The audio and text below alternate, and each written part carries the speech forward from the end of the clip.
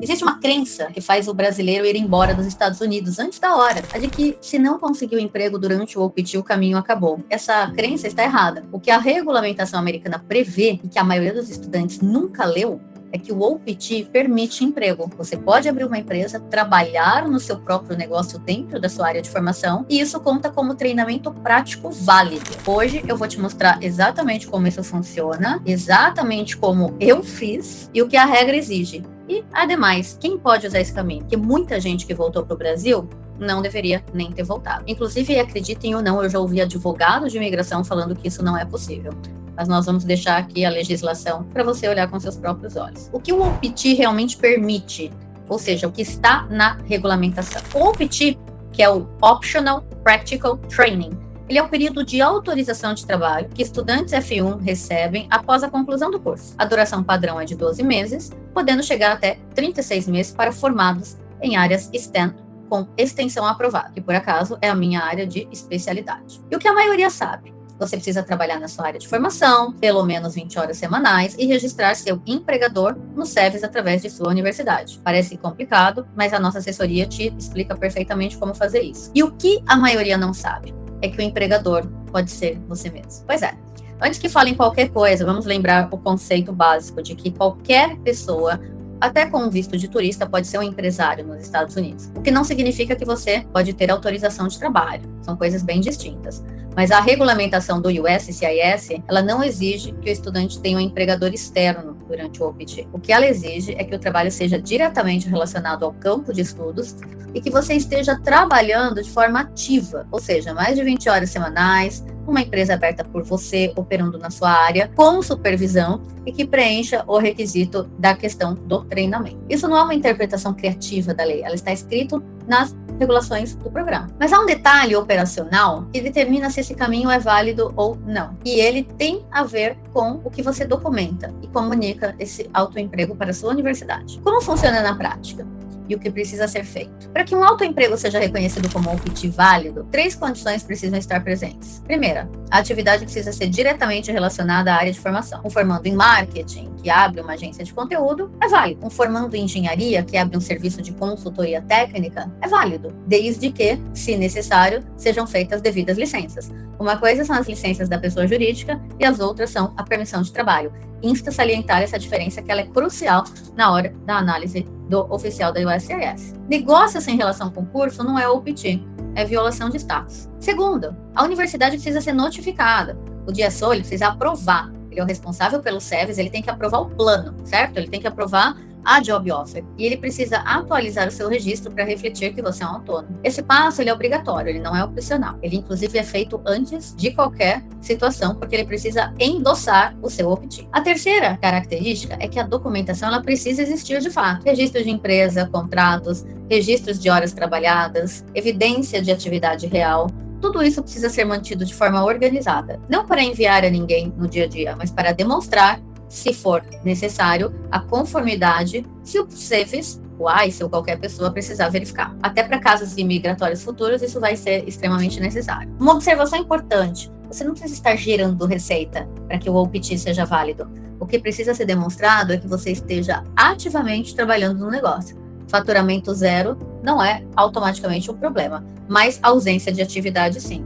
E, obviamente, se você tiver uma receita, você vai estar apto a se remunerar. Lembrando, este vídeo não constitui aconselhamento jurídico e para avaliar um caso ou quem tiver uma pretensão imigratória, deve procurar um advogado de imigração licenciado. Apesar de muitos poucos terem domínio da questão do CPT e do OPT. Mas nós temos aí pessoas sérias e capacitadas para orientarem nesse sentido. A questão agora é, dado o seu campo de formação, o seu momento no OPT, e o que você tem disponível para estruturar isso, resta salientar, esse é um caminho viável no seu caso específico? Essa é uma pergunta que depende de variáveis que vão além do que um vídeo consegue responder, porque envolve o seu curso, o seu status atual no SEVES, o tempo restante de OPT, e o que você está planejando para depois. É exatamente para isso que existe a assessoria acadêmica da Study Work USA. Na análise de perfil gratuita, a gente mapeia a sua situação, os caminhos disponíveis dentro do seu status atual e o que precisa ser feito agora para que você não perca o prazo do OPT sem uma estratégia definida. Eu já vi muitos alunos perderem o OPT por uma questão de prazo, então é importante você estar bem orientado. O link para agendar está na sua descrição. E continuando, tem um ponto que pouca gente considera quando pensa em autoemprego durante o OPT. O que acontece com seu status depois desse período?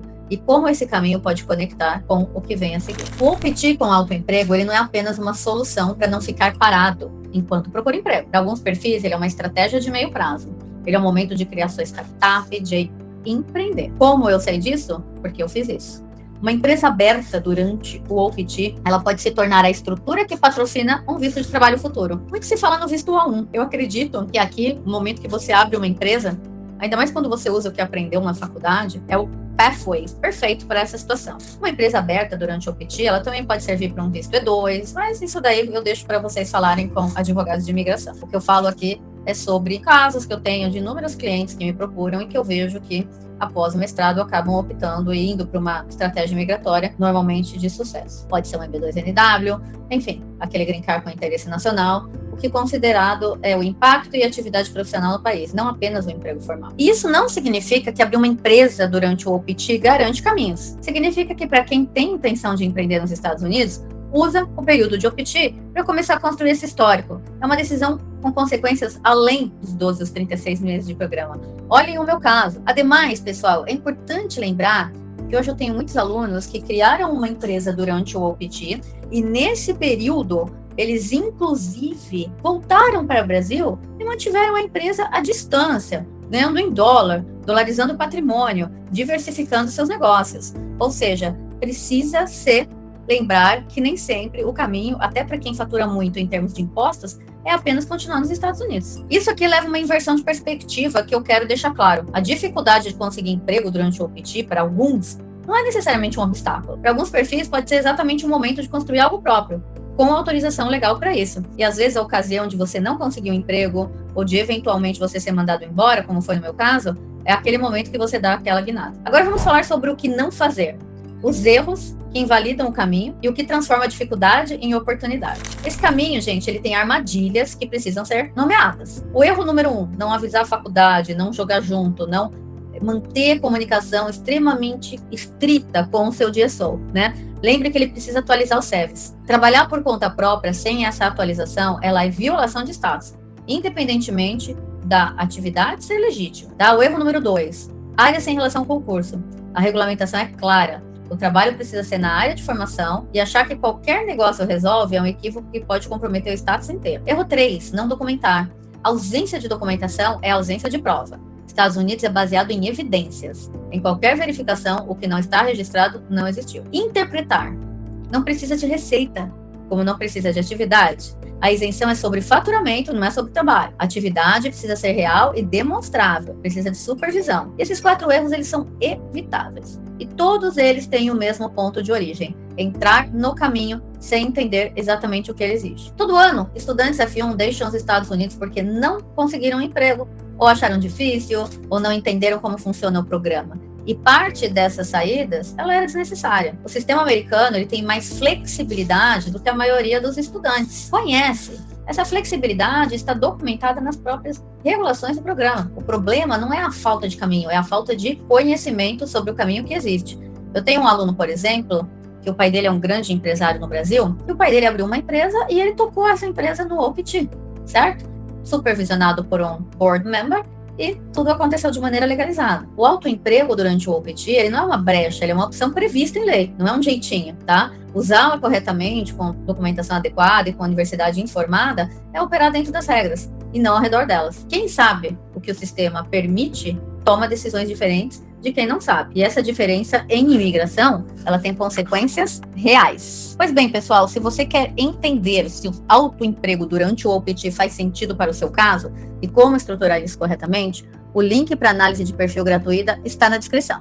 Na próxima semana eu trago um vídeo sobre o STEM OPT, a extensão de 24 meses, quem se qualifica e o que a proposta de mudança no F1 muda para quem está nesse caminho. Se inscreve para não perder E lembre-se, já deixa um like, compartilha este conteúdo a quem possa interessar. Não se esqueça de se inscrever no canal e lembre-se, o caminho existe, você só precisa saber como percorrê-lo.